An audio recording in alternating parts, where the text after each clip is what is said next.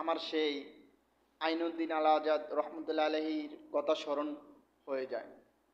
কতই না সুন্দর সেই শাইখে চরমনাইকে নিয়ে, ফয়জুল করিম পীর সাহেব হুজুরকে নিয়ে, আমিরুল মুজাহিদিন হযরত পীর সাহেব হুজুর চরমনাইকে নিয়ে কতই না সুন্দর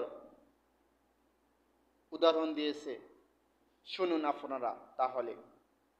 আলহামদুলিল্লাহ, বাংলাদেশে এমনও ডাক্তার, এমনও পীর, এমনও আলেম আছে না নাই যারা চতুর্মুখী কর্মসূচি পালন করে, যাদের মধ্যে এলেমের কর্মসূচি আছে, যাদের মধ্যে দাওয়াতের কর্মসূচি আছে, যাদের মধ্যে তাজকিয়া জিকির আজকারের কর্মসূচি আছে, যাদের মধ্যে জিহাদের কর্মসূচিও আছে। এরকম চতুর্মুখী কর্মসূচি ওয়ালা কোন আলেম, কোন পীর, কোন নেতা বাংলাদেশে 2-4 জন আছে না নাই?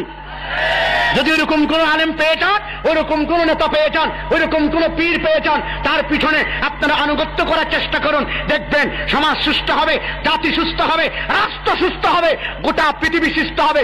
ওই রকম নেতৃত্বের পিছনে যদি আমরা কাতার বাঁধতে পারি, ইসলামের বিজয় আজ হোক আর কাল হোক, টুডে টুমরো ইসলামের বিজয় আসতে বাধ্য। কিন্তু নেতা তলাশ করতে হবে। বলবেন হুজুর আমরা তো বুঝি না অত, কোন পীর ভালো, কোন নেতা ভালো, কোন আলেম ভালো, আমরা মূর্খ মানুষ। কে বলেছে আপনারা মূর্খ? ধান কোনটা বললে ফলন বেশি হয় এটা বুঝেন।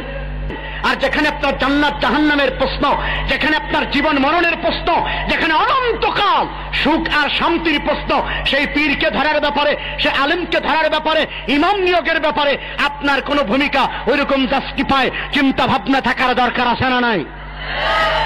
আমার বিশ্বাস একটু চিন্তা করলেই পথ খুঁজে পেয়ে যাবেন। আমি তো ফর্মুলা দিয়ে যাচ্ছি। এই 4 ফর্মুলার, এই 4টা কর্মসূচি যাদের মধ্যে আছে তারা যোগ্য ডাক্তার। তারা নিজেকে সুস্থ করতে পারে, কর্মীদেরকে সুস্থ করতে পারে, জাতিকেও তারা সুস্থ করতে পারে। এরকম চতুর্মুখী কর্মসূচি যাদের মধ্যে আছে, আমরা তাদের সাথে এই লাইন বাঁধবো। রাজি আছি না নাই? যদি পারি ইসলামের বিজয় আসবে। যখন ইনশাআল্লাহ ইসলামের বিজয় চাই কারা কারা? আল্লাহু আকবার। আল্লাহ তুমি কবুল করে নাও, মঞ্জুর করে নাও, জোরে বলেন আমিন।